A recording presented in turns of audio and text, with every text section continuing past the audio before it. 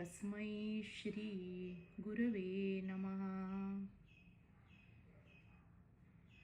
ॐ पूर्णमदः पूर्णमिदं पूर्णात् पूर्णमुदच्यते पूर्णस्य पूर्णमादाय पूर्णमेवावशिष्यते।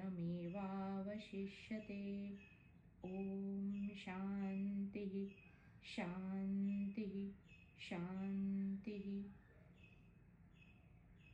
उपनिषद या वेदों का अध्ययन करने से पहले सबसे पहले शांति पाठ और सबसे अध्ययन के बाद जो अंतिम उसका समापन होता है उस वक्त भी इस शांति पाठ को गान करने की एक प्रथा है, क्योंकि इससे जो अशांति उत्पन्न होती है, एक अज्ञानी जीव अपने जीवन से और जगत से बंधा हुआ होता है और ये सारे बंधन जब छूट रहे होते हैं तो एक द्वंद्व पैदा होता है मन में, एक अस्थिरता आ जाती है, एक अशांति छा जाती है कि जो मान्यताएं थी वो तो सब ढह गई, तो मैं क्या हूँ, अब क्या होगा। तो इसी के लिए ये शांति पाठ, इसको गायन करने की प्रथा है या ये इसका एक रीति बनाई गई है। तो ये जो शांति पाठ का मंत्र है इसको तो हमने पिछली बार देखा है। पूर्णात् पूर्णम उदच्यते, पूर्ण से ही पूर्ण उदित या उत्पन्न होता है। जैसे हमें पता है कि हमारे अंदर जो भी छोटे छोटे अणु या रेणु हैं, जिसे डीएनए आरएनए कहते हैं, तो एक डीएनए का जो स्ट्रैंड होता है वो खुद को ही अपने एक स्ट्रैंड से दूसरा डीएनए को बना सकता है। एक से दूसरे की उत्पत्ति संभव है और इसी प्रकार एक से अनेक पेशियां हमारे शरीर के अंदर बनती है। फिर नया रुधिर, नया जो है रक्त शरीर के भीतर बहता है, नई पेशियां उत्पन्न होती है, या फिर जब कोई जख्म हो जाता है तो वो घाव भर आता है। तो ये सारा इस उत्पत्ति जनन क्षमता के कारण है, क्योंकि हर पेशी खुद में परिपूर्ण है। कोई भी एक छोटा सा सेल या पेशी ले लो, एक पेशी जो है उसी के अंदर सारा जो बाहरी है वो सारा एक पेशी के अंदर निहित होता है। अब वो न्यूक्लियस हो, चाहे माइटोकॉन्ड्रिया हो, सेल मेम्ब्रेन हो, जो भी है, हर चीज उस एक ही पेशी के अंदर, सेल के अंदर मौजूद है। वो अपने आप में परिपूर्ण है। और ये तो न्याय है सृष्टि का, यथा पिंडे तथा ब्रह्मांडे, जो व्यष्टि में है वही समष्टि में पाया जाता है। अब जिसका हम अध्ययन करने जा रहे हैं, जो ब्रह्म तत्व है, वह तत्व जो है वो सबसे परे है। तो ये डीएनए से भी परे है। ये डीएनए कैसे बना है? एक्स और वाई का स्ट्रैंड होता है, तो उस एक्स और वाई के कॉम्बिनेशन से लिंग बनता है, मतलब स्त्रीलिंग या पुल्लिंग। लेकिन ये जो तत्व है वो इस लिंग से भी परे है। इसीलिए हमारे संस्कृति में जो शिव तत्व है, जो तत्व है, उसको नाम शिव दिया गया है। लेकिन उसकी रचना कैसी है? वो अर्ध नारी नटेश्वर है। उसी में एक्स भी है, उसी में वाई भी है, लेकिन ना वो स्त्री है ना पुरुष है, क्योंकि वो जो ब्रह्म है उस तत्व को नपुंसकलिंगी कहा जाता है। तो उसकी जो स्त्री है या पत्नी है, उसी का जो आधा हिस्सा है वो उसकी अर्धांगिनी कहलाती है, या फिर इंग्लिश में कहते हैं ना, माई बेटर हाफ। तो मेरा जो बेटर हाफ है, जो मुझे अधिक बेहतर बनाता है, तो इस दो हिस्सों से ये पूर्णता बन जाती है। अब ये देह के स्तर पर हम जब इसको जानते हैं तो ये भी हमें जानना चाहिए कि ये जो एक्स और वाई जब बीजांड बनता है तो वो जो जाइगोट है, तो वो जाइगोट जो है वो उसी की तरह एक का दो बनता है, फिर दो से चार बनते हैं। तो पूर्ण से ही पूर्ण की उत्पत्ति हो रही है। लेकिन अब जब देह के स्तर पे बात आती है तो वहां पे सीमित होना चाहिए ना, नहीं तो अगर वो बढ़ता ही जाएगा तो क्या होगा? अब वहां पे सीमा आ गई। क्योंकि अवयव अपना सीमा है, उसका दायरा है, उसी के अंदर वो बनना चाहिए। तो अब वो थोड़ा अपूर्णता के दायरे में आ गया, क्योंकि सीमा है ना। तो जो जाइगोट है, जो बीजांड है, वो पूर्ण होते हुए भी उसी से एक अपूर्ण शरीर रूपी जीव के रहने का जो साधन है वो बन जाता है। फिर सारे अवयव बनते हैं, फिर वो पूरा पूरा जीव गर्भाशय में अपना स्थान बनाता है, फिर धीरे धीरे पक्व होके फिर वो संपूर्णता को प्राप्त होने के बाद उसी का जन्म फिर होता है। तो ये तो हो गया। लेकिन ये जो पूर्ण है, उसी से पूर्ण की उत्पत्ति है। लेकिन अब जो जीव जो जन्म लेने वाला है, उसको जो साधन चाहिए वो सीमित है। तो उसी से एक अपूर्ण उत्पत्ति हो रही है।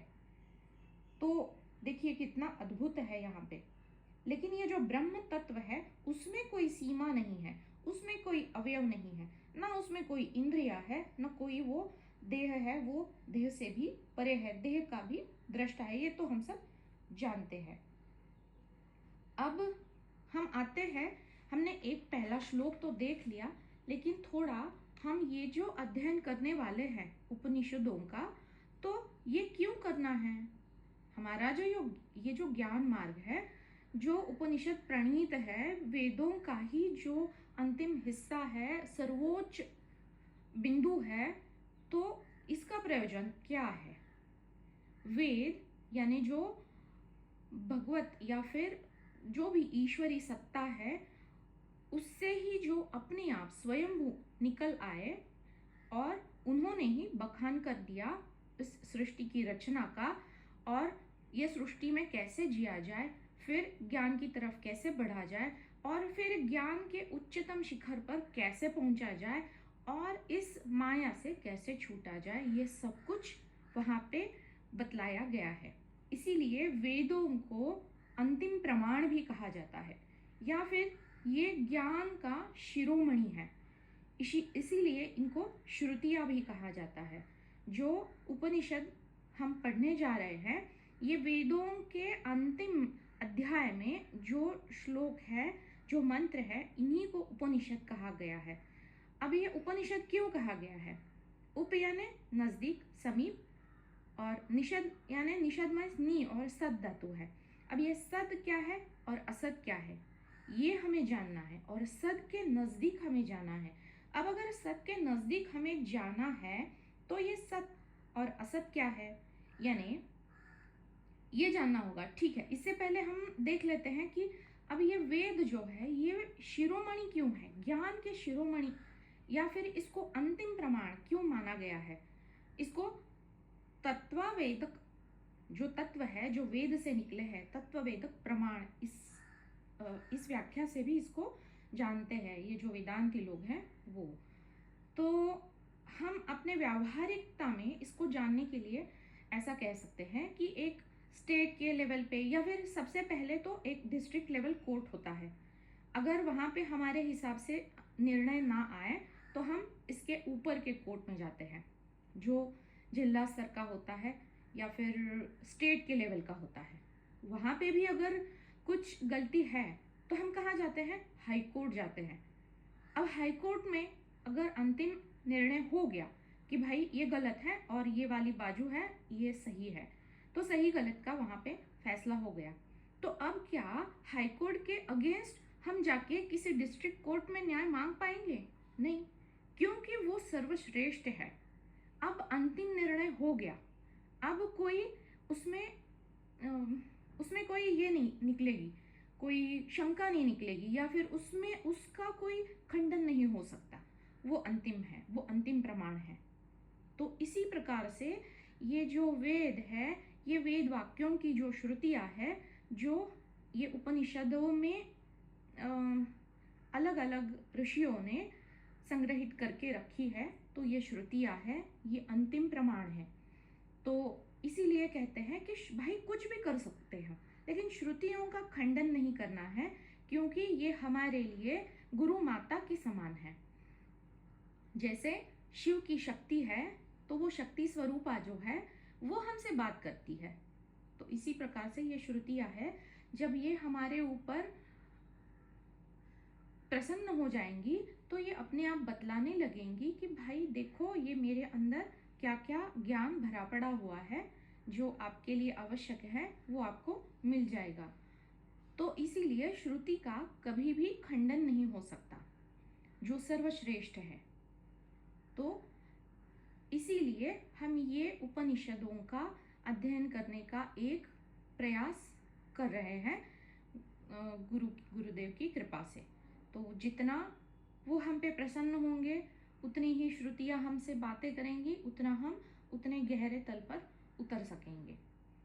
तो अब ये अध्ययन का प्रयोजन क्यों है? क्योंकि ये जो माया है, माया यानी अज्ञान ही तो है। अब ये अज्ञान जो है इसको हटाना है, लेकिन क्या वो ऐसे ही हटेगा? जैसे अगर पूरा तालाब है और उसके ऊपर जलपर्णी छाई हुई है, अगर उस जलपर्णी को अगर हम हटाएंगे तो बहुत सारा है उसका आवरण, तो क्या वो फिर से उस जगह को आके आच्छादित नहीं करेगी? वो अपने आप करने ही वाली है। अगर ये कितने कितने दिनों का अज्ञान है, तो यहाँ पे तो देखिए कितने जन्मों का अज्ञान है। जन्मों का भी नहीं, युगों युगों से अज्ञान है, अनादि अज्ञान है, जो जीव अपने अंदर उसको पाले हुए बैठा है। तो इस अज्ञान को हटाने में समय तो लगेगा, और उसके लिए सबूरी चाहिए, धैर्य चाहिए। जब हर एक जीव का अपना अपना समय आएगा तभी वो हटेगा। हालांकि कितनी भी गुरु कृपा हो, लेकिन वो तो अंदर से ही आने वाला है, वो तो अंदर से ही खुलेगा जो दरवाजा है पिटारे का। तो ये हर एक का अज्ञान भी अलग अलग है, और अलग अलग तरीके के उसके संस्कार भी है, स्मृतियाँ भी अलग अलग है, जमा किया हुआ जो कूड़ा है वो भी तो अलग अलग तरह का है। तो जिस प्रकार का अज्ञान है, उस प्रकार से ही उसको, उसी तरह से उसको हटाना होगा। इसलिए थोड़ा वक्त लगता है, ऐसे ही चुटकी बजा के ज्ञान नहीं होता। तो अब ये ज्ञान क्या है? जो मेरा वास्तविक स्वरूप है, या फिर मेरे वास्तविक स्वरूप का जो ज्ञान है, इस ज्ञान को समझना या फिर बुद्धि से उसको जानना, यही ज्ञान है। और ये ज्ञान, ये जितने भी प्रस्थानत्रयी के ग्रंथ है या वेदों का जो अध्ययन अलग अलग ग्रंथों में किया जाता है, तो ये सारे ग्रंथ हमें ये आत्मा और अनात्मा का विवरण करके बताते हैं। अब ये क्या है, मतलब ये क्या है, डिफरेंशिएशन कैसे करेंगे हम? आत्मा क्या है और अनात्मा क्या है?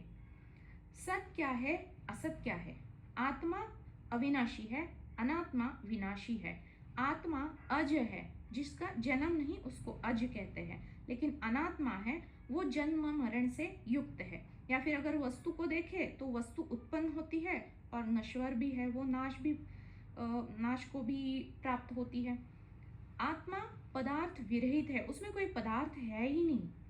लेकिन अनात्मा या फिर सद वस्तु, असद है, वो वस्तु है या कोई पदार्थ है, उससे बनती है। आत्मा क्या है? आत्मा रूपी है, वो रूप को देख रहा है, वो रूप में ही निहित है। अब ये रूप जो है ये अनात्मा है, ये असद वस्तु है। या फिर जो गुण है वो असद है। हमें लगता है कि गुण कैसे असद होंगे? तो गुण में जो गुणी है, जो उसके ही गुणों के अंदर निहित, अगर गुणी ना हो तो क्या गुण होंगे? नहीं होंगे। अगर रूपी नहीं होगा तो क्या रूप होगा? नहीं होगा।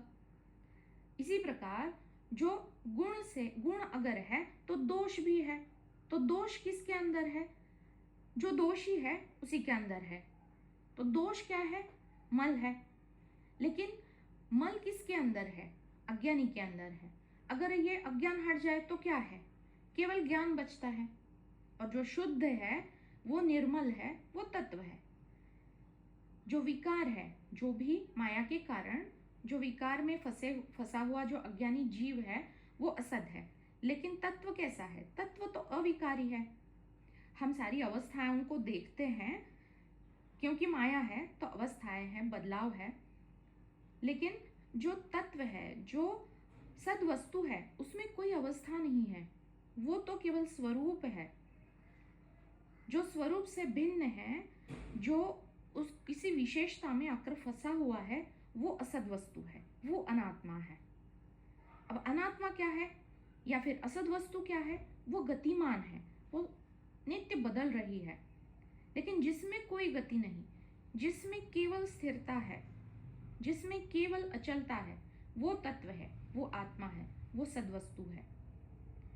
हम देखते हैं कि कोई वस्तु हो या फिर पदार्थ हो, वो आज नहीं तो कल, कल नहीं तो कुछ सालों बाद उसका नष्ट हो जाना निहित है। अगर उसका जन्म है, जिसका भी जन्म होता है, उसका नाश होना या उसकी मृत्यु उसी क्षण तय है। लेकिन ये जो आत्मा है, वो ना कभी उत्पन्न होता है और ना कभी नष्ट भी होता है, क्योंकि उसका जन्म भी नहीं है, उसका मरण भी नहीं है, वो जन्म मरण से परे है। अब ये सारा जो है अनात्मा या असद, वो सारे भौतिकता में आते हैं। लेकिन ये जो तत्व है, ये तो पराभौतिक है। जो दृश्य जगत है वो माया है, देह है, स्थूल वस्तुएं हैं। लेकिन जो दिखता नहीं है, जो अदृश्य है, जो सूक्ष्म है और जो स्थूल रूप से दिख रहा है, वो तत्व है। तो बहुत सारे इसमें डिफरेंसेस है, इसको हमें पहले समझना चाहिए, तब हमें पता चलेगा कि हम किसकी खोज कर रहे हैं। तो ये तो हम पहले समझ लेते हैं। ये शायद मैंने पहले पिछले बार नहीं बताया था शायद। तो अब हमें क्या है, किसका प्रयोजन है, क्या हेतु क्या है? मुझे अज्ञान है और इस अज्ञान को मुझे हटाना है। तो ये कैसे हटाएंगे? कुछ तो साधन चाहिए, ज्ञान का कोई ना कोई तो साधन होना चाहिए। तो हमने ये जो सर्वोच्च प्रमाण है, उस उपनिषद, उन ऋषियों के हाथ पकड़े हुए हैं और अज्ञान का ये जो घना अंधेरा है, माया का जो आवरण है, कुछ दिख नहीं रहा है। जैसे हम छोटे हैं और हमें कुछ दिख नहीं रहा है, अंधेरा है। लेकिन अगर हम किसी बड़े आदमी का अगर हाथ पकड़ लेते हैं कि जिसकी हाइट बहुत ज़्यादा है और वो कुछ कुछ देख पा रहा है और हमारा हाथ पकड़े हुए वो लेके जा रहा है, अगर हम उस पर पूरी पूरी श्रद्धा रखेंगे तो हमें कोई अड़चन नहीं आएगी। वो जैसे हमें लेके जाएगा, वो प्रकाश की तरफ ही लेके जाएगा। और ये जो साधन है, ये सारा ये उपनिषद है या फिर जो प्रस्थानत्रय है, गीता, उपनिषद और ब्रह्मसूत्र, ये प्रस्थानत्रय बताए गए हैं। तो ये सारा ही ज्ञान और ज्ञान, ज्ञान और ज्ञान, ज्ञान से भरे पड़े हैं और ये ज्ञान की तरफ ही हमें लेके जाएंगे। ये तो गुरु वचन है, तो गुरु तो एक ही है। अब वो भले ही देह में ना हो, लेकिन वो ज्ञान के रूप से अवतीर्ण हो जाते हैं। तो अदृश्य रूप से वो हमारा हाथ पकड़े हुए हैं और हमें प्रकाश की तरफ ही लेके जा रहे हैं। इसीलिए ये जो श्रुतियाँ है, ये गुरु वाक्य है और इन वाक्यों पे पूरी पूरी अगर हम श्रद्धा रखेंगे तो बस हम और प्रकाश, ये दूरी कुछ है ही नहीं, वो बस एक क्षण भर की दूरी है। वो देरी, बिना देरी से अपने आप वो दूर हो जाएगी। अब अज्ञान हर एक का अलग अलग है। जैसे मैंने कभी घट को देखा ही नहीं है, तो मुझे, मान लीजिए कि मुझे घट का अज्ञान है। अब घट का अज्ञान है और अगर मुझे पट का ज्ञान दिया जाए, पट यानी वस्त्र, तो क्या पट या वस्त्र के ज्ञान से मेरे घट का अज्ञान दूर हो जाएगा? ये तो संभव ही नहीं है, क्योंकि मुझे तो पट का ज्ञान है ना भाई, मैं तो वस्त्र को जानती हूँ, लेकिन मैंने घट को कभी देखा नहीं है। तो घट कैसा है, इसका ही मुझे ज्ञान चाहिए, तब जाके वो घट का अज्ञान मेरा दूर होगा। वो पट के ज्ञान से दूर होना संभव नहीं है। अब ये जो घट का ज्ञान है, वो कराते हैं ये वेद और उपनिषद, क्योंकि हरेक का जो अज्ञान का आवरण है वो अलग अलग है, क्योंकि हम अलग अलग अपनी अपनी यात्रा करके यहाँ तक आए हैं। अब यहाँ तक आए हैं तो हम ये समझ पा रहे हैं कि हम खुद को ज्ञान का अधिकारी बना पाए हैं। इससे पहले कल भी सत्संग में यही बात चली थी, शायद ये मैं पढ़ रही थी या इसका अध्ययन कर रही थी इसलिए वो निकल गई, कि सबसे पहले तो हम कर्म मार्ग के अधिकारी होते हैं, क्योंकि कर्म बंधन में फंसे हुए होते हैं। तो ये बंधन को कैसे उसको बाधित करेंगे? कर्म करके ही करना है। तो अब ये कर्म कैसे करना है, ये कर्म मार्ग हमें सिखाता है। किस भावना से करना है, किस हेतु से करना है। जब हम कर्म करने के अधिकारी नहीं रहते, मतलब कर्म से आगे निकल जाते हैं, तो उपासना आती है। फिर उपासना मार्ग भी अलग अलग तरीके से है। अगर ब्रह्म ज्ञान प्राप्त करना है, इस हेतु से ये उपासना की जाए, तो ये उपासना मार्ग हमें अंतिम ज्ञान मार्ग की तरफ लेके आता है। अब हम यहाँ पे अंतिम मार्ग के यहाँ पे आ गए, चलो, लेकिन कोई ना कोई पिछला जो है वो छूट ही गया, उसका बंधन रह ही गया। तो क्या करना चाहिए? सबसे पहले अगर 3 दिन से कोई भूखा है तो उसको ब्रह्म ज्ञान का क्या करना है? उसको तो पहले रोटी चाहिए, रोटी ही उसके लिए ब्रह्म है। तो सबसे पहले जो भी बचा कुचा है उसको पूरा करके निशेष करना चाहिए, उससे अलग होना चाहिए। इसलिए हर एक जीव का अज्ञान अलग है और उसका मार्ग भी अलग है। तो इसीलिए ये उपनिषद हमें इतना मददगार होंगे हमारे इस यात्रा में, क्योंकि ये केवल ग्रंथ नहीं है, ये तो गुरु वचन है, गुरु वाणी है। और इनको अलग अलग ऋषियों ने अलग अलग अपने अपने युगों में इनको शब्दबद्ध करके रखा है, श्रुतिबद्ध करके रखा है। तो भाई किसी ऋषि का हमें इतना नहीं भाया तो कोई बात नहीं, अगला उपनिषद है वो दूसरे ऋषि ने लिखा है, और ये तो गुरु शिष्य परंपरा है, जैसा हम कल बात कर रहे थे।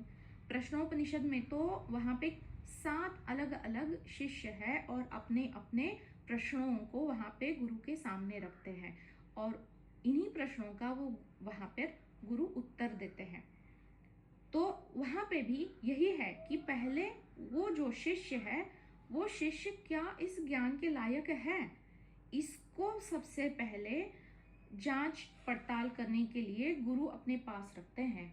1 साल उनसे सेवा करवाते हैं, फिर देखते हैं, जांचते हैं, और तब जाके वो बताते हैं कि अगर मुझे पता होगा तो मैं आपके प्रश्नों के उत्तर 1 साल बाद दे दूंगा, जब आप ज्ञान के लायक हो जाएंगे। तो हमें खुद के ही गिरेबान में झांक कर ये देखना चाहिए कि क्या कुछ कर्म का जो बंधन है क्या वो शेष है। अब ये जो बंधन है वो बंधन क्यों है? कोई भी बंधन हो, बंधन क्यों है? बंधन का कारण तो अज्ञान है। अब हर एक जीव का अज्ञान भी तो अलग अलग है, तो दुख भी अलग है। हमें तो दुख से निवृत्ति चाहिए, दुख हमें चाहिए ही नहीं, दुख हमेशा के लिए निराश हो जाए, यही तो हमारी चाहते हैं। तो दुख की निवृत्ति हमें चाहिए, वो कैसे होगी? तो दुख के कारण को समझना चाहिए, उसके पीछे क्या कारण है। ये दुख का कारण अगर हम जान पाए तो हमारा अज्ञान असल में कहाँ पे छिपा हुआ है ये दिख जाएगा। अब अज्ञान अगर दिख जाए, एक बार दिख जाए, तो क्या वो वहां पे रहेगा? तो वो अपने आप ज्ञान अपने आप वहां पे प्रशस्त हो जाएगा। अज्ञान की जब निवृत्ति होती है तो ज्ञान प्रकट हो जाता है। जब अज्ञान की निवृत्ति हो जाती है तो अज्ञान ही तो दुख का मूल है, दुख का कारण है। तो दुख बचेगा क्या? नहीं बचेगा। इसलिए अगर हमें दुख की निवृत्ति चाहिए तो हमें खुद के अज्ञान को ढूंढना है। किस अज्ञानवश ये बंधन में हम फंसे हैं, कौन सा बंधन हमें बांधे हुए है। तो ये अज्ञान को जानना है, तो ज्ञान को जानना है। तो ज्ञान क्या होगा? ज्ञान ये होगा कि भाई मेरा अधिष्ठान क्या है, जो मैं हूं। तो मैं क्या हूं? मैं केवल दृष्टा हूं। किसका? मेरे जगत का।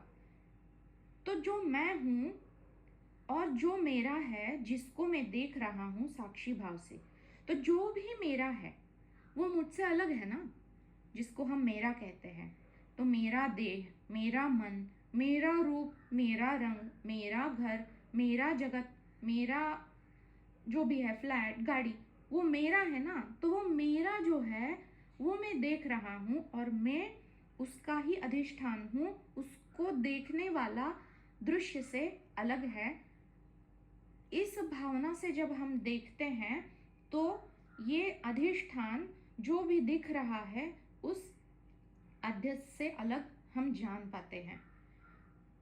जब हम इसको इस प्रकार से नहीं देखते, जिसे गुरुजी कहते हैं साक्षी भाव में रहो, तो ये क्या है, क्योंकि ये जो माया है, तो जैसे हम कोई चीज़ या फिर कोई, जैसे आजकल जो है, जो बीज होते हैं, उन बीजों को मिट्टी में ऐसे मिट्टी के गोले बनाते हैं ताकि वो हम जाते वक्त कहीं पे भी फेंक सके, और जब अपने आप बारिश हो तो ऐसे ही जो जंगल है वहाँ पे अगर वो अपने आप बीज अंकुरित हो जाए तो वृक्ष अपने आप पनपित हो जाएगा। तो ये जो है वो बीज मिट्टी में घोल देते हैं, तो वो घोलने के बाद मिट्टी इसको हर जगह से आवृत्त करती है।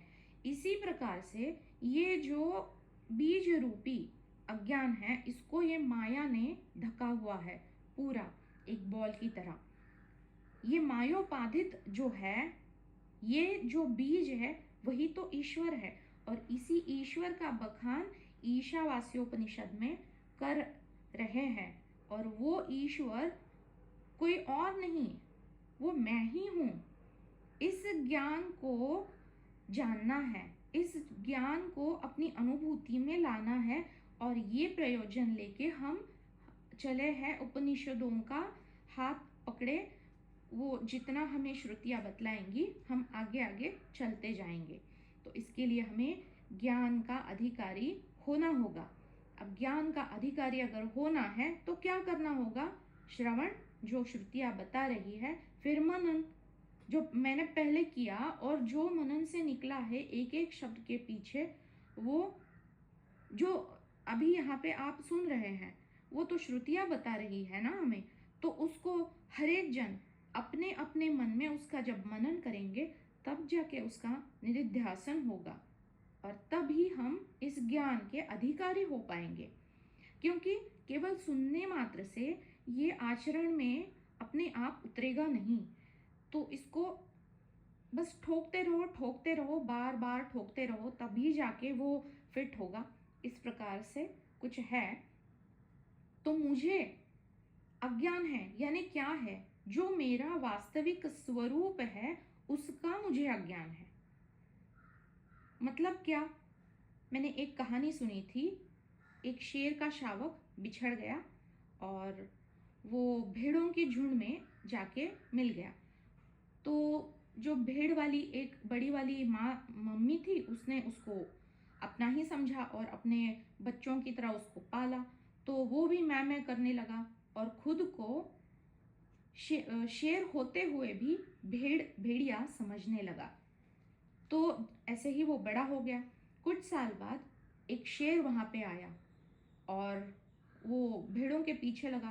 तो ये भेड़ों में जो शेर का शावक बड़ा हुआ था, वो शेर भी उनके साथ भागने लगा। तो उसको आश्चर्य हुआ, अरे भाई ये तो शेर है और ये भेड़ियों के साथ क्या कर रहा है। तो उसने दहाड़ लगाई तो वो भी भाग गया उनके साथ।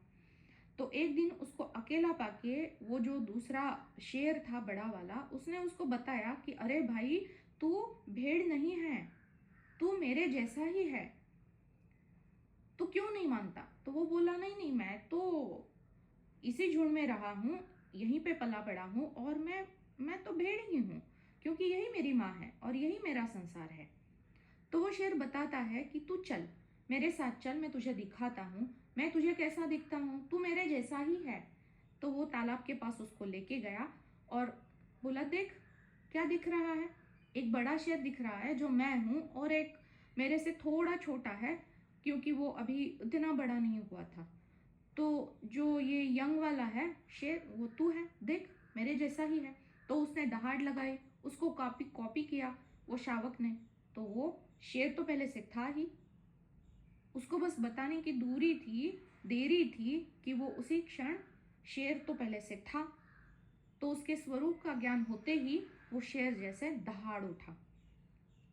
यही हमारी सबकी कहानी है।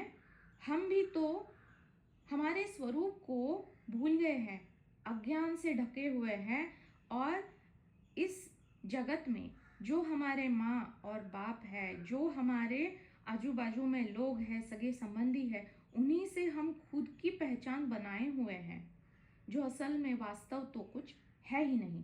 तो इस अज्ञान की निवृत्ति हमें करनी है। इसी को ज्ञान कहा जा रहा है।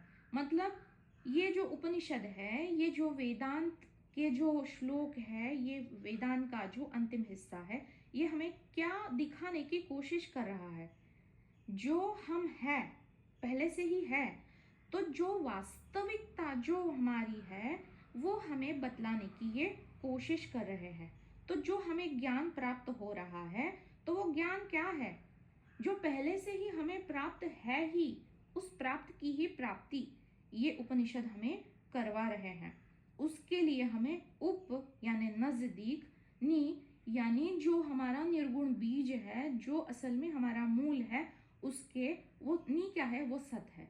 वो सत जो है, उस सत के उप यानी नजदीक हमें बैठना है। तो वो कैसे संभव होगा? ये जो श्रुतियाँ, ये जो गुरुवचन, ये गुरुवाणी, ये गुरुवाक्य हमें जो बतला रहे हैं, उनके समीप हम बैठे। अब समीप में यानी क्या? जो मन के समीप होता है वही तो समीप होता है। पास पास बैठने से, बस में हम अगर ट्रैवल कर रहे हैं तो हमारी बाजू वाली सीट पे कोई आके बैठा तो क्या वो हमारे नज़दीकी हो जाता है? नहीं, बस कुछ क्षण के है, वो अपने रास्ते और हम अपने रास्ते।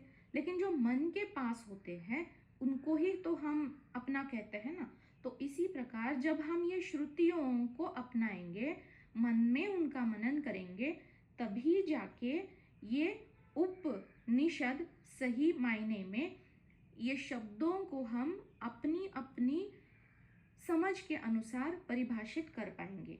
इसीलिए उपनिषद अगर है, हम सारे यहाँ पे ज्ञान मार्गी है, तो मनन का बहुत महत्व है। जैसे हर एक कोई सत्संग में वही होता है टॉपिक, लेकिन हर एक जो है वो अपने अपने हिसाब से, अपने दृष्टिकोण से उसको बयान करता है, और कोई भी बात गलत नहीं होती, केवल दृष्टिकोण अलग होता है। इसी प्रकार है ये श्रुतियाँ बहुत कुछ अपने पेट में गुप्त रहस्य को समाई हुई है, और जितने हम खोजेंगे उतनी उसकी प्राप्ति होती ही जाएगी।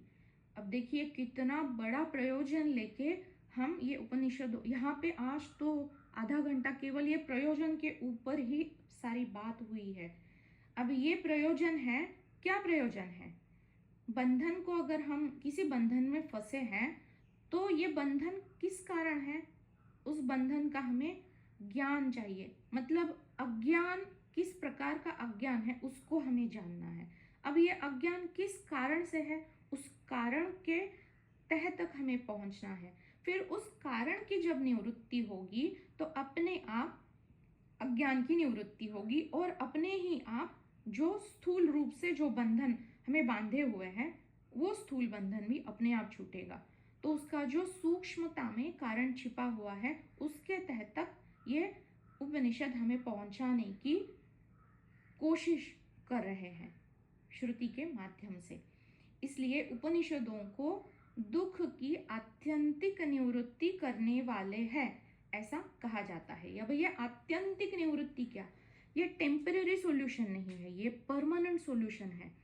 इसलिए कोई भी जो परमानेंट सॉल्यूशन होता है वो टेम्पररी होता है, कुछ देर के लिए चलता है। लेकिन जो परमानेंट सॉल्यूशन होता है उसका परिणाम आने में थोड़ी देर लगती है, लेकिन जो प्रभाव या उसका परिणाम आता है वो क्षण भर का नहीं, वो अधिक समय या फिर वो परिवर्तित ना होने वाला परिणाम हमें दिखता है। जैसे आयुर्वेद का कोई भी औषधि ले ले, उसका गुण आने में 6 महीने 7 महीने लगते हैं, और जो भी हम मेडिसिन लेते हैं, आधुनिक गोलियां जो भी है, तो उसका तो प्रभाव, एसिडिटी अब उदाहरण के तौर पर ले ले तो एंटासिड कोई भी ले लिया तो 1 दिन में या फिर 2 दिन में हमें आराम आ जाता है। अब इसी को अगर हम आयुर्वेदिक औषधि कोई ले ले तो वो हमें 6 महीने तक, जो भी डॉक्टर वो बताएंगे उसके मात्रा में हमें वो 6 महीने तक लेनी होती है। पहले दिन में 2 बार, फिर 2 महीने के बाद दिन में 1 ही बार, फिर उसका आधा, ऐसे करके करते हमें बहुत देर तक उसको लेना पड़ता है। लेकिन उसका प्रभाव, फिर वो एसिडिटी हमें इस जन्म में कभी भी भुगतनी नहीं पड़ेगी। इस प्रकार से ये दुख की आत्यंतिक निवृत्ति करवाने वाले दिव्य ग्रंथ है, दिव्य गुरु वचन है, जो फिर से हमें कोई भी बंधन में बांध ही ना पाए, फिर से कोई भी दुख हमें अनुभूति में ना ही आ पाए। इस प्रकार से ये दुख की निवृत्ति और अज्ञान की निवृत्ति करवाने वाले गुरु वचन है और गुरु वाक्य है। अब ये जो उपनिषद या फिर यहाँ पे पहला हम जो पढ़ रहे हैं ईशावास्य उपनिषद है, तो ये एक माध्यम बनेगा या साधन बनेगा। किसका साधन बनेगा? जो साध्य हम प्राप्त करने की कोशिश कर रहे हैं उस साध्य को साधने के लिए हमारा एक माध्यम बनेगा। तो ये सारे ग्रंथ गुरुवाणी केवल एक माध्यम बनते हैं। हालांकि वो वंदनीय है, उनका कभी काटा नहीं जाता श्रुतियों को, लेकिन फिर भी वो माध्यम बनते हैं। जैसे गुरुदेव कहते हैं कि गुरु तो केवल संकेत करते हैं, निर्देश करते हैं। उन्होंने जो संकेत किया है उसके ऊपर मनन विचार हमें ही करना है और तब जाके ज्ञान की प्राप्ति होगी। अब ये जो प्रयोजन हमने यहाँ पे रखा है, ये तो हमें गुरु से एक अनुबंध बनाता है। लेकिन कोई बात नहीं, जो अनुबंध एक सत्य से जुड़ जाता है वो सबसे पहले जरूरी भी है। असत से छुड़वा बंधन जो है उससे छुड़वा के सत्य से बंधन पहले बांध ले, फिर जब हम ये सत्व गुणों के उच्चतम शिखर पे पहुंच जाएंगे तब देखेंगे कि हाँ भाई सत्व गुण का बंधन है ना, तो अब इसको भी छोड़ने का वक्त आ चुका है, तो वो भी अपने आप गिर जाएगा। इसीलिए साक्षी भाव हमेशा बनाए रखने के लिए गुरुजी कहते हैं। अब ये जो अज्ञानी जीव है, तो जीव से जगत बना है। अब आते हैं थोड़ा, ये तो प्रयोजन का ही बहुत हो गया, मैंने बहुत सारे पॉइंट्स निकाले थे, इनको केवल विस्तार दिया है। अब आते हैं जो पहला हमने श्लोक देखा, ओम ईशावास्यम इदम सर्वम। ये जो ईश तत्व है या ब्रह्म तत्व कह लो, जो ब्रह्म तत्व है वो ईश, मतलब ये जो ईश्वर है उसका वसन यानी रहना, उसका वास सब सारे विश्व को समाये हुए है। अब ये ईश्वर तत्व जो सब में है, सब में निहित है, वो केवल उसके अंश मात्र से ही उसने सारे विश्व को व्याप्त किया हुआ है। और ओम, ये जो एकमात्र बिंदु है, उससे जो स्पंदन उत्पन्न हुआ, उस स्पंदन से ही जो द्वैत खड़ा हुआ, उसी से ये विश्व बना है। अब द्वैत से सब कुछ चर और अचर, जड़ और चेतन सब कुछ बना। तो इस विश्व के कण कण में, चराचर में जो गतिमान है, जिसमें हलचल है, जिसमें नित्य परिवर्तन, नित्य बदलाव घटित हो रहा है, जो भी अनुभव में आ रहा है, वो सारा जो विश्व या जगत है, उस जगत के कण कण में, रोम रोम में, चर अचर सब में ये ईशन तत्व भरा है, पूरा भरा हुआ है। और सब में होते हुए भी वो कहीं भी नहीं है, क्योंकि वो होकर भी नहीं है। इस ईशन तत्व को जो हम ही हैं उसको हम जानने की कोशिश कर रहे हैं। जैसे शिव और शक्ति, जहाँ शक्ति है वहाँ स्पंदन है, जहाँ स्पंदन है वहाँ गति है, और जहाँ गति है वहाँ शिव अपने आप है ही, वही तत्व उसके ही अंदर निहित है, या फिर वो ब्रह्म तत्व सब जगह है, जो ईशन तत्व हम यहाँ ईशावास्य में जानने की जो कोशिश कर रहे हैं। अब ईशावास्यम इदम सर्वम यत्किंचित जगत्याजगम। अब ये जो जगत्याम जगत, ये जो जगत में जो जी रहे हैं, इनका ये जगत है। जो जीवन जीव, अज्ञानी जीव सारे जग रहे, जग मतलब जगना मतलब नींद से जगना नहीं, जो इसको अनुभव कर रहे हैं, या फिर जगने वाले, मतलब ये जो जी रहे हैं उनको संस्कृत में जगत्याम कहते हैं। तो वहां पे जड़ भी है और चेतन भी है, उनका ये सारा जगत है। और यहाँ पे केवल ईशन नामक तत्व ही है जो सब में निहित है। इसलिए अब हमें श्रुति हमें बतलाती है तेन त्यक्तेन भुंजिता। इसलिए जैसे है पार्थ, भगवान कहते हैं ना गीता में, वैसे ये श्रुति हमें बता रही है कि बेटा तेन त्यक्तेन भुंजिता। इसलिए तेन, ये जो भी है तेरा जगत, उसका जो भी उपयोग तू करेगा वो किस प्रकार से करना है, त्यक्तेन भुंजिता। ये जो सारा जगत है ये ईशन तत्व का है, ईश्वर का है। और अब त्याग पूर्वक कैसे भोगेंगे? त्याग यानी क्या? देना है ना, हमें किसी को कुछ देना है, ये त्याग की भावना है। तो क्या देना है? वो देने के लिए हम आए हैं इस भावना में। इस सारा जो भी तुम्हें जीवन मिला है, जो साधन मिला है, उसका तू आवश्यक जितना मिनिमल हो सके, जितना कम से कम आवश्यक है, उतना उसको इस्तेमाल कर। क्योंकि त्याग किसका करना है? जो हम जीवन मिला है, क्या उसका त्याग करना है? बिल्कुल नहीं। जो ईश्वर है, क्या उसका त्याग करना है? नहीं। तेन त्यक्तेन, तेन से क्या मतलब है? ना जीवन से है ना ईश्वर से है। ये जो हमारी समझ है ना, ये जो मैंपना है ना, इसको तू त्याग, ऐसे ये श्रुति हमें बतला रही है। क्योंकि जगत का त्याग करेंगे तो तत्व की प्राप्ति कैसे होगी? तत्व को जानने के लिए हमें जीवित होना आवश्यक है। जीवित रहने के लिए जगत चाहिए। जगत अगर है तो देह में स्थित होना चाहिए, तो देह रूपी साधन भी चाहिए। तो देह को बनाए रखने के लिए जितना आवश्यक है उतना खाओ पियो, उसी मात्रा में उसको आवश्यकता के मिनिमम जितना चाहिए उतना करके फिर तुम किस प्राप्ति के हेतु यहाँ पे हो, उस लक्ष्य के ऊपर अपना सारा ध्यान एकाग्र करो। और यही तो आध्यात्मिकता है जो ये श्रुति हमें बता रही है। वरना जो हमें प्राप्त है लेकिन हम जिसको भूल गए हैं, उसकी प्राप्ति कैसे होगी? फिर इस साधन का कैसे इस्तेमाल सही से हो पाएगा? इसलिए ईश्वर का त्याग नहीं, उसकी प्राप्ति करनी है।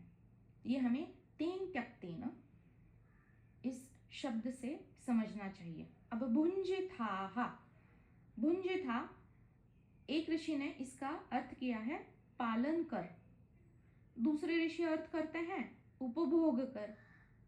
उपभोग करना यानी आनंद लेना, या फिर भोग और उपभोग दोनों भी है ना भुंजिथा में। तो दुख को भी भोग और सुख को भी भोग, इस प्रकार से भी इसको समझ आता है इसका एक अर्थ। लेकिन यहाँ पे अगर मैं ही नहीं हूं तो कौन सुख और दुख का भोग कर रहा है? मैं ही नहीं हूं। सब कुछ तो यहाँ पे अगर ईश्वर का है, उसका ही तो है। अगर हम किसी घर में जाते हैं किराए पे रहने के लिए, तो हमें पता होता है कि ये घर भाई मेरा है नहीं, तो यहाँ पे अगर कुछ नया कुछ लगवाना है या कुछ करना है तो हम तो कुछ खर्चा करेंगे नहीं, क्योंकि वो तो किराए का है। हम काहे को खर्च करेंगे उसके घर को इतना सजाने संवरने में? हमें पता होता है कि ये तो भाई किराए का घर है। तो किराएदार जिस प्रकार से रहता है, उसी प्रकार से ये देह रूपी जो घर है ये भी तो किराए का है। तो इसको पुष्ट करके हमें क्या मिलेगा? जो दूसरे का है उसको क्या पुष्ट करना है? जो मेरा है उसको पुष्ट करेंगे। मेरा क्या है? आत्म तत्व है। तो तत्व को पुष्ट करने के लिए क्यों ना जिया जाए? तो ज्ञान की प्राप्ति के लिए क्यों ना जिया जाए? देह मात्र साधन है, ये थोड़ी ना मेरा है। देह मेरा है जब कहते हैं तो मुझसे वो अलग हो गया। तो इस घर का मालिक कौन है? ये ईशन तत्व है ना, जो कण कण में है। क्या वो इस देह में नहीं है? वो भी तो इसमें रह रहा है, वही तो इसका मालिक है। मैं तो बस कुछ दिन के लिए इस देह का इस्तेमाल कर रही हूं या कर रहा हूं। किसका इस्तेमाल?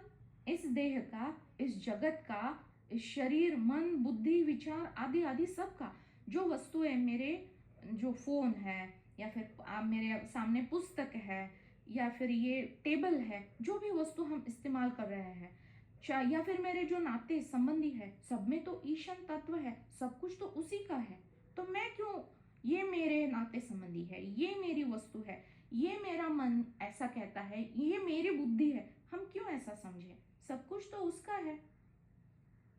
और जो भी मिला है इन सारी वस्तुओं, पदार्थों के माध्यम से, मैं तो यहाँ पे उपस्थित हूं केवल सुख और दुख की अनुभूति करने के लिए। अब ये अनुभूति करना, ये भी तो नाटक है, क्योंकि मैंने अज्ञानवश इतना सारा जीवन, इतने सारे जन्म जन्म, इतने सारे युग बिताए हैं। जो अनादि अज्ञान मैंने पाला हुआ है खुद के ही बुद्धि में, उसका निराश होने में थोड़ा तो टाइम लगेगा।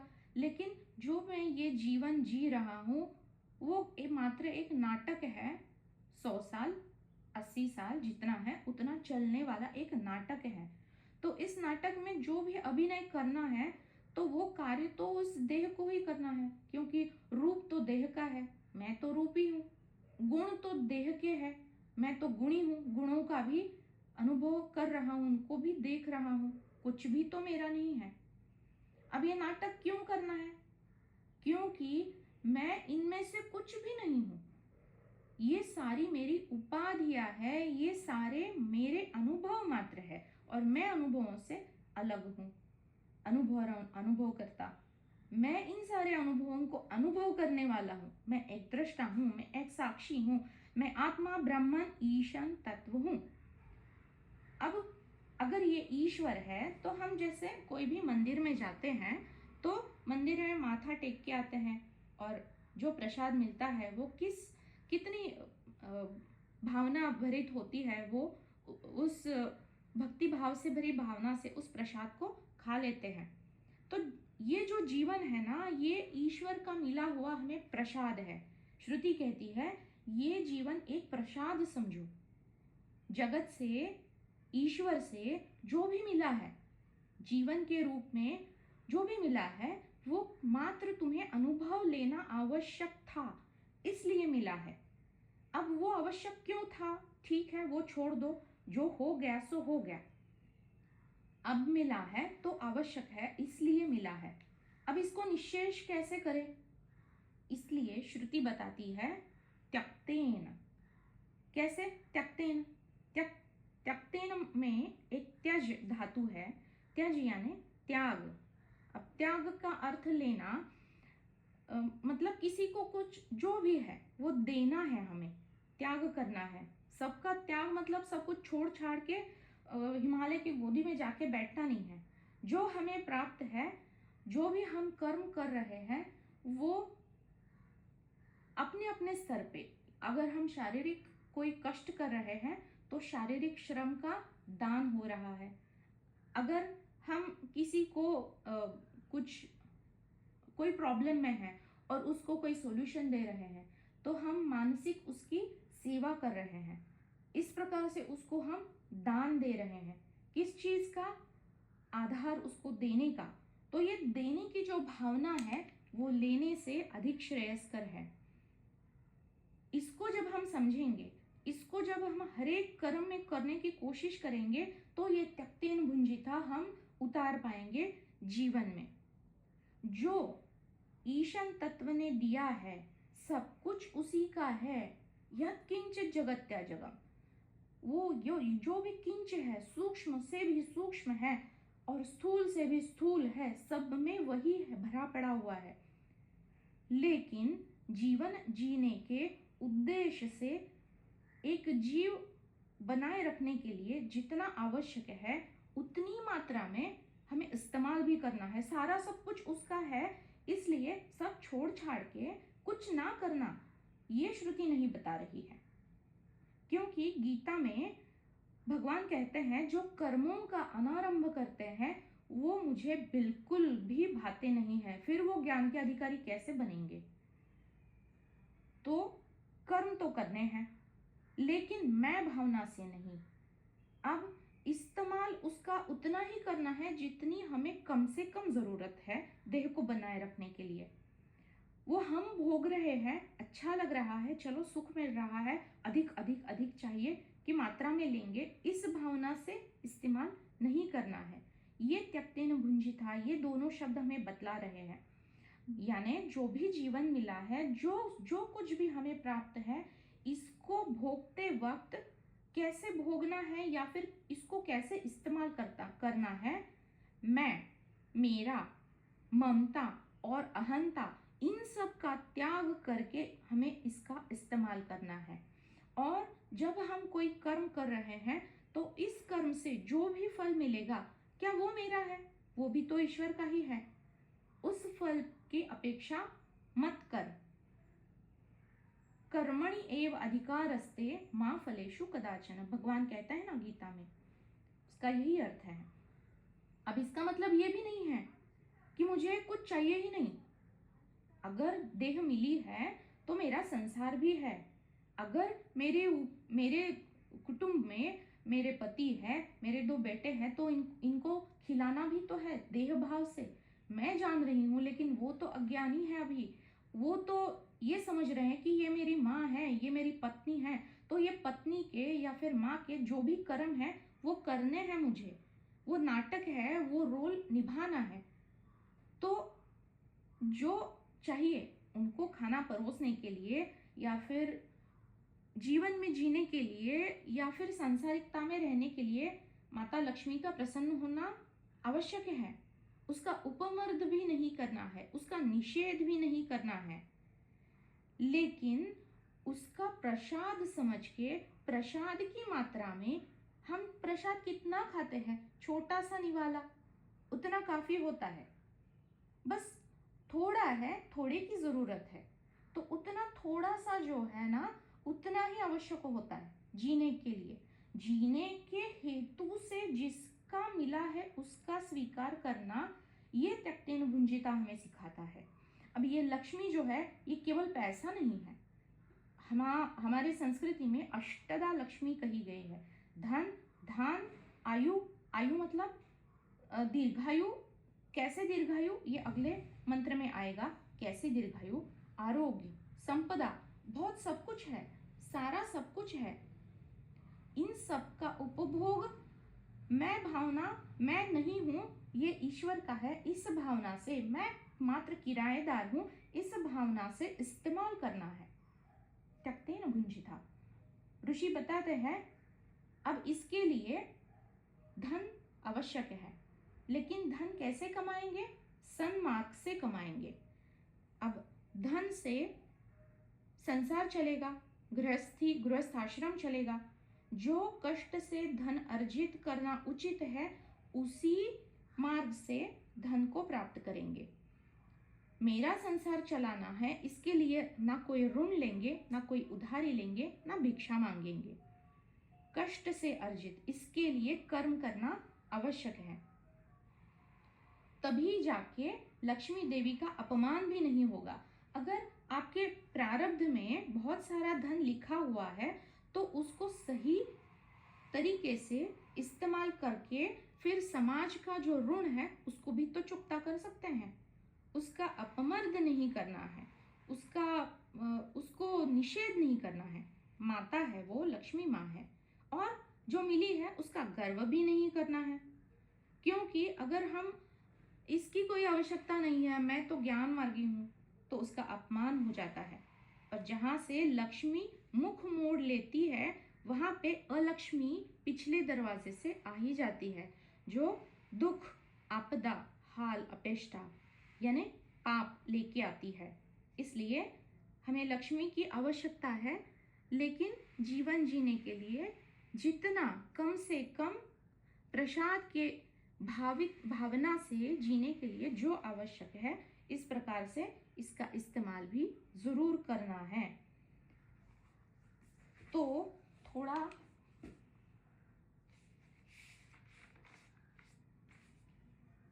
अब ये जो हम देख रहे हैं ना, ये एक एक शब्द है, और ये एक शब्द कितना सारा अर्थ खुद के अंदर निहित समाये हुए हैं।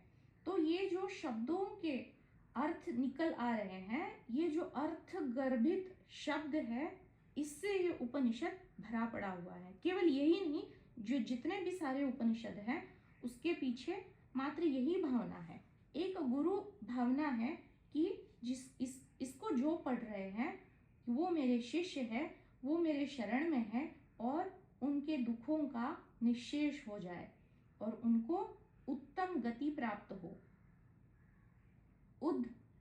यानी ऊर्ध्व दिशा में उनको गति मिल जाए। क्योंकि अभी तो वो गतिमान है, लेकिन वो गोल गोल घूम रहे हैं उसी वृत्त में। जैसे पृथ्वी खुद के भी एक्सिस में घूमती है और फिर सूर्य के बाजू बाजू में भी घूमती है, तो यहाँ पे दो गतियां हैं, लेकिन एक टेंजेंशियल गति, एक ऊर्ध्व दिशा की गति प्रदान करने वाले ये उपनिषद है, जहाँ पे संसार पीछे छूट जाता है और एक अलग दृष्टिकोण से यही जीवन अलग तरीके से हमें दिखाई पड़ता है। इसीलिए ये ईशावास्य वसना, ये कण कण में जो ईश्वरी तत्व है, इसको हम सही मायने में अगर हम समझेंगे तो जो नहीं है वो भी, जिसका भास हो रहा है, जिसका अनुभव हो रहा है, उस सब में इस ईश्वर का ही वास है। इस भावना से हम जिसको भी हाथ में लेंगे, जिसको भी छुएंगे, जिसको भी सुनेंगे, देखेंगे, सब में जब हम ये स्मरण रखेंगे कि ये सब तो इस तत्व से ही उत्पन्न हुआ है, कण कण में, रोम रोम में राम तत्व है। अब ये ईशन जो तत्व है, ये अपनी अपनी श्रद्धा से सबने समझना चाहिए। कोई इसे शिव, शैवाइट्स जो है वो इसे शिव समझेंगे, जो वैष्णव है उसको विष्णु समझेंगे, जो राम के भक्त है वो रोम रोम में राम कहेंगे, जो कृष्ण भक्त है वो कृष्ण कृष्ण कहेंगे। लेकिन तत्व तो वही है, ईश्वरी तत्व वही है, ब्रह्म ब्रह्म ही है, ब्रह्म ही था, ब्रह्म ही है। जगत तो केवल दृष्टि का भ्रम है। हम जगत को सच समझ रहे हैं, लेकिन असत क्या है वो, असत की कोई सत्ता ही नहीं है, केवल सत की ही सत्ता है। जो गीता में है ना, ना सतो भावते विद्या ना सतो, सत की ही सत्ता है और असत की सत्ता नहीं है। तो ये जो जगत का पसारा है केवल असार है, उसी में सार छिपा हुआ है। नाम रूप मत देखो, उसके पीछे जो नामी है, उसके पीछे जो अदृश्य तत्व है, रूपी है, उसको देखने की कोशिश, ये दिखाने की कोशिश हमें ये श्रुतियां करवा रही है। अब तो बहुत सारे पॉइंट्स मैंने यहाँ पे लिखे हुए हैं, इसको ठीक है एक 5 मिनट बता देती हूँ। अब ये अज्ञान, यहाँ पे एक मैंने उदाहरण यहाँ पे लिखा है, जैसे है तो चंदन, तो चंदन की सुगंध तो उसको घिसते ही आ जाती है बहुत देर देर तक, लेकिन अगर वही चंदन उसको पानी में पड़ा रहा तो है तो वो लकड़ी ही है ना, वो सड़ जाएगी, उसके ऊपर शैवाल या फिर जो है वो सारा उसको घेर लेगा, तो क्या वो खराब हो गया? नहीं हुआ, वो तो अपने गुण में ही नहीं निहित है ना। उसको जब बाहर निकालेंगे, उसके ऊपर जो भी शैवाल या फिर जो बुरशी या फिर जो भी है, वो उसको जब हम हटाएंगे और फिर से उसको घिसेंगे ना, तो ये चंदन अपनी सुगंध अपने आप खुशबू फैलाएगा, क्योंकि वही तो उसका गुण है। इसी प्रकार से ये जो जीव है वो ब्रह्म ही है, लेकिन ये माया में आके ये जो आवरण है उसमें हम सड़ रहे हैं, युगों युगों से, जन्मों जन्मों से। तो ये जो सड़न है, इसको घिसने में थोड़ा टाइम लगेगा, तब जाके ये जो सुगंध है वो अपने आप पनपेगी। तो जो दिख रहा है उसके पीछे कुछ ना कुछ कारण इस माया में छिपा हुआ है। उस कारण को देखने की एक जो दृष्टि है, वो दृष्टि हमें ये श्रुतियां दिखलाने की कोशिश कर रहे हैं। अगर हम देख रहे हैं, कोई बात नहीं, उसके पीछे कोई कारण है। उस कारण तक अगर हम पहुंच रहे हैं तो हम अभेद की तरफ जा रहे हैं, यानी जीव की प्रगति हो रही है। तो ये ऊर्ध्व दिशा है। ये ऊर्ध्व दिशा हमें ये श्रुतियां प्रदान करती हैं। जितना जितना हम आगे बढ़ते जाएंगे, अभी तो हम पहले ही श्लोक पे आज एक्चुअली मैं दूसरा मंत्र भी लेने वाली थी, लेकिन ये प्रयोजन इतना ज़्यादा हो गया इसका विस्तार कि अभी पहला ही मंत्र जो मेरा मनन था वो ही अभी पूरा नहीं हुआ है। तो 11 तो बज चुके हैं। ठीक है, आज बहुत हो गया। आप इसके ऊपर अपने कोई दृष्टिकोण है तो बताएं, क्योंकि जो पहला है मंत्र उसका ही थोड़ा मनन अब और भी मुझे कुछ सूझा था। फिर उसके ऊपर एक छोटी सी कविता भी आई है गुरुक्षेत्र से, उसको हम अगली बार अब देखते हैं और कोशिश करते हैं कि फिर अगले मंत्र के ऊपर जाएंगे अगले हफ्ते में। आप बोलिए, कोई आपका कोई जो भी अनुभव है। बहुत बहुत धन्यवाद निशिगंधा जी। ये कृपा हम पर हुई कि चलिए हमारे जीवन में आपके मुख से ये वेदों का और ये जो शास्त्रों का वर्णन हो रहा है, इसके लिए बहुत बहुत धन्यवाद। इतना ही मैं कहना चाहूँगा। थोड़ा सा यदि ये कार्य के समय से या तो सुबह या शाम को हो तो ज़्यादा उचित रहेगा जी। ये मेरा सुझाव है। धन्यवाद बहुत। जी जी जी, ठीक है, ग्रुप पे ऊपर आप डाल दीजिए, तो जितना ज़्यादा लोगों के लिए जो सही समय होगा उस वक्त कोशिश करूँगी। आज तो मतलब थोड़ी देरी ही हो गई, वरना मैं तो 8:30 से 9:30 तो मुझे ठीक है, ताकि 10 बजे ऑफिस जाते हैं लोग, तो उससे पहले सफ़र में हैं तो सुन सकते हैं। तो देखते हैं इसके ऊपर ग्रुप में थोड़ा। और अश्विन जी भी जुड़े हैं। अश्विन जी, आप अगर कुछ बताना चाहेंगे तो सबके सभी लाभान्वित होंगे। नमस्कार सभी को। जी, नहीं, प्रेम। आपने इतना बताया कि कुछ जोड़ने लायक लगता नहीं है। मतलब बहुत सुंदर, बहुत आनंद आया सुन करके। इसकी रिकॉर्डिंग आप साझा कर लीजिएगा। बहुत जी विधिवत तरीके से आपने बताया। हमें तो लगता है ऊपर ऊपर की बात बता अच्छा बताया। ईशावास्यम इदं सर्वम यत् किंचित जगत्याम जगत तेन तेन भंजिता माकृत कस्य विद धनम। ये माँ गुरुत कस्य भी धनम तक तो मैं पहुंची ही नहीं, इतना ही चल रहा है बस अभी। नहीं नहीं, इंतजार रहेगा, आप उसकी भी व्याख्या कीजिएगा। पर मोटा मोटी मतलब इसका वही निकल के आता है कि हर कण में वो ईशा का ही वास है। ईशावास्य मितम सर्वम यत् किंचित जगत्याम जगत। ये जो हम अपना जगत निर्मित कर लेते हैं वो भी उस ईशा से ही निर्मित है, मतलब उससे अलग नहीं है। और इसी तरीके से उसका वर्णन है। फिर तेन त्यक्तेन भंजिता, मतलब भोगने में भी त्याग है और त्यागने में भी भोग है। मागृत कस्य विद्धनम, ऐसा कौन सी संपत्ति है जिसको हम अर्जित कर सकते हैं, इकट्ठा कर सकते हैं, मतलब बड़े बड़े तौर पे। पर आपने बहुत सुंदर व्याख्या की, बहुत अति आनंद आया। आपका आभार। जी जी जी, धन्यवाद। जितना गुरुदेव जितना प्रशस्त करेंगे, उतना उतना शब्दों के पीछे जो छुपा है, जो ऋषियों ऋषियों के श्रुतियों में रहस्य है उसको खोजने की कोशिश करने की कोशिश हम करेंगे।